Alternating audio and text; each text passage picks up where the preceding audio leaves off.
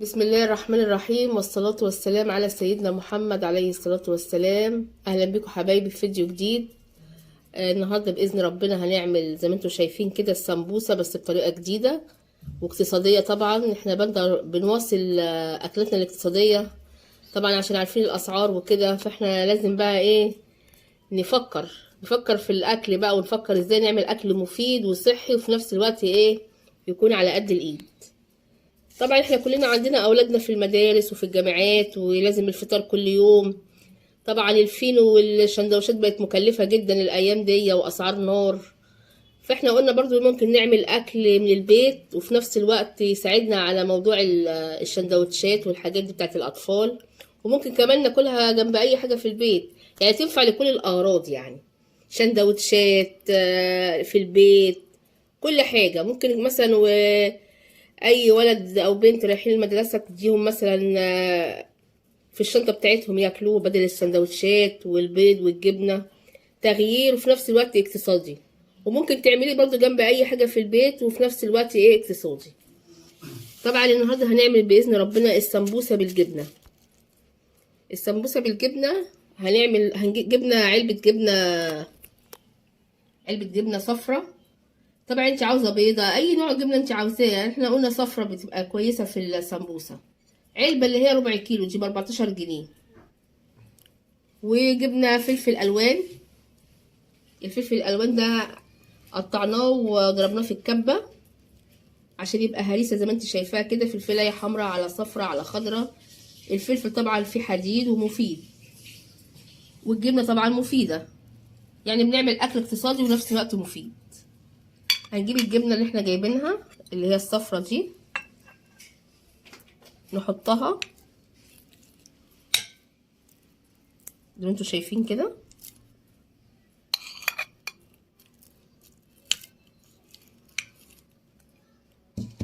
وهنحط الفلفل الالوان عليها.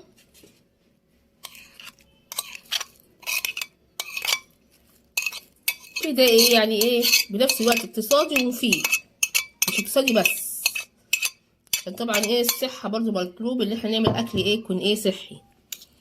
الفلفل فيه حديد وفيه الياف وجميل جدا مع الايه مع الجبنة. نحاول بقى ايه نخليهم مندمجين مع بعض كده عشان ايه يبقوا ايه كتل واحد. نجيب بقية الجبنة اللي عندنا نحطها برضو كده.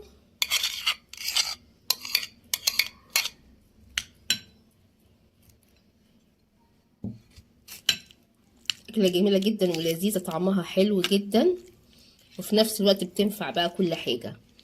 تعمليها جنب مكرونة، ممكن ما تحمريش عشان الزيت، ممكن بفرشة كده تدهني السمبوسة كلها وتحطيها في قلب الفرن، تلاقيها كلها بقت لون ذهبي وجميل. يعني مش لازم تحمير يعني، برضه عشان الزيت غالي وكده، وكمان الزيت كمان مش صحي، التحمير على طول مش كويس يعني. طبعا الفلفل مش باين اللي احنا ضاربينه في الكبه، فمخلينه ايه كأنه جبنه بس، وفي نفس الوقت فيه قيمه غذائيه جامده جدا عاليه يعني.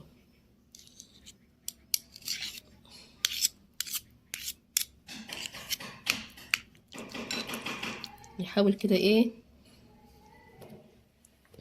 طب احنا بقى ايه بصي كله كده ايه بقى زي ما انت شايفه كده، مش باين الفلفل في الجبنه، يعني احنا لما طحناه في الكبه خليناه زي الكريمه، فما حط على الجبنه ما بانش، وفي نفس الوقت طعمه جميل طبعا.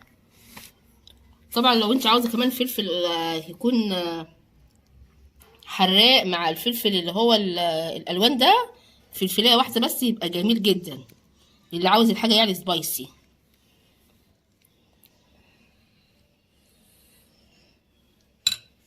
بصي يعني ايه حاجه اقتصاديه وطعمها جميل وتنفع بقى ايه، والاولاد رايحه المدرسه تحطه لهم كده جميله جدا، وايه وفي نفس الوقت ما كلفناش السمبوسه لا لحمه ولا شاورمه فراخ ولا اي حاجه، كل الحاجات دي من البيت.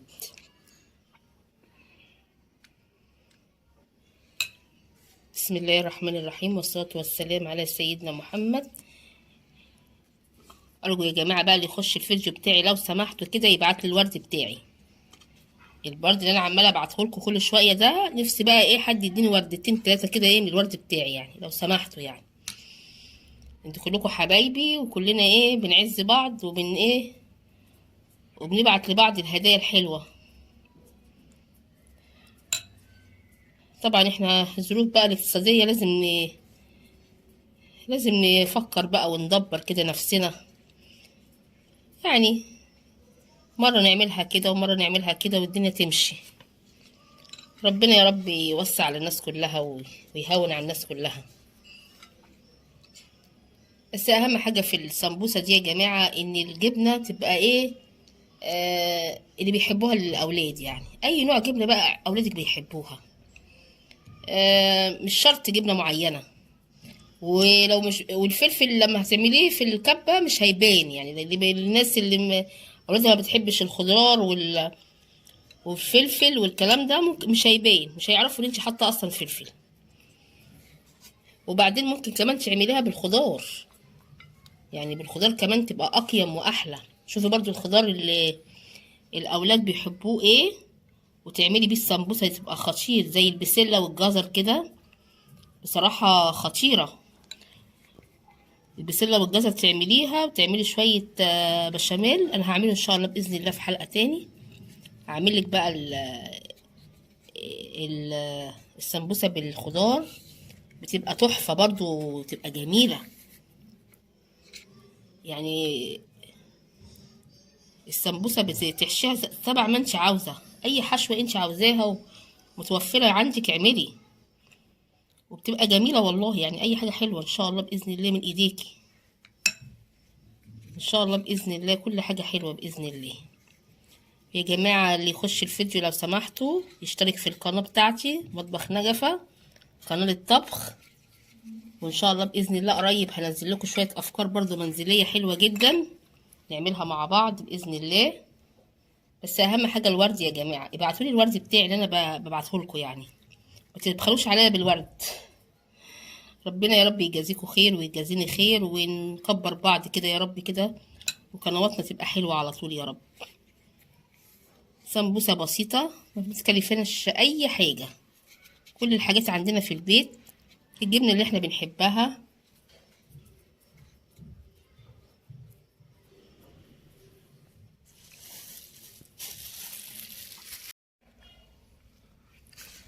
دلوقتي حبايبي حشينا السمبوسه كلها زي ما انتم شايفين كده، هو ما شاء الله ولا حول ولا قوه بالله العلي العظيم. وشفتوا فاض مننا، بصوا فاض مننا يجي ربع الطبق اهو. ده طبعا هنحطه في علبه ونشيله في الفريزر او في التلاجة لو هنستعمله في خلال اسبوعين، ونعمل يعني سمبوسه تاني باذن ربنا. لو جبنا تاني لفه يبقى عندنا الجبنه ونحشي تاني، يعني ما كلفتناش اي حاجه. ربع كيلو جبنه، علبه ربع كيلو، وشويه فلفل الوان مضروبين في الكبه، وعملنا ايه السمبوسه بتاعتنا دي. بعد احنا بقى هنعمل ايه، هنحاول ان احنا ايه نحطها في اطباق فيل زي ما انتم شايفين كده. بصوا دي على قد بقى ايه الوجبه اللي انت هتعمليها لاولادك. يعني مثلا تطلعي الطبق تحطي حسب بقى انت ما عاوزه، الطبق فيه 5 10، الطبق فيه 15. انا بصوا بعمل كده ايه زي ما انتم شايفين كده اهو، احط في كل طبق مثلا ايه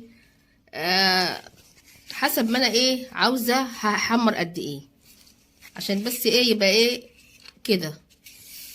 نفرق كده كل السمبوسه في الاطباق دي، هنشيلها في الفريزر بحيث ان احنا ايه كل يوم الصبح نروح مطلعين طبق حسب اللي احنا عاوزينه، العدد اللي احنا عاوزينه، ونحطه بقى ايه في الميكروويف او في الفرن الكهرباء او في فرن البوتاجاز. بس يبقى ايه فرشه كده بس ندهن بيها بس الوش، فرشه فيها زيت، ونحطها تحت الشوايه، نلاقي كل ده اتحمر في ثواني ومن غير ما نستهلك زيت ولا نستهلك اي حاجه.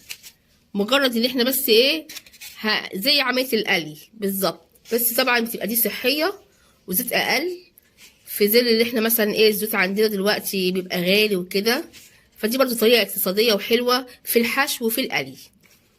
بنفرق كده الاطباق كلها كده هو زي ما انتوا شايفين، حسب العدد اللي احنا عاوزينه في كل مرة احنا هنطلع فيها الطبق. انا جايبة شوية اطباق كده هو عشان ايه ونحطها في الفريزر طبعا كده ايه تبقى جاهزة، وجبة سريعة لأولادنا نضيفة في بيتنا، وفي نفس الوقت ما كلفتناش ايه حاجة كتيرة. يعني علبة الجبنة ام 14 جنيه، وربع كيلو فلفل ألوان ب5 جنيه، ادي كده كام؟ قول 15 جنيه. 15 جنيه وحشينا السمبوسة بتاعتنا ما كلفتناش غير 14، قول 20 جنيه. 20 جنيه بس اللي كلفتها لنا. بصوا عملنا كمية قد ايه من السمبوسة. عملنا اللهم صل على النبي، عملنا 5 اطباق، 5 اطباق ب5 وجبات. وهو رايح المدرسة ابنك ولا بنتك ولا اي حد، او انت مثلا عاوزة تعملي اكل وتحمري بدل البانيه سمبوسة.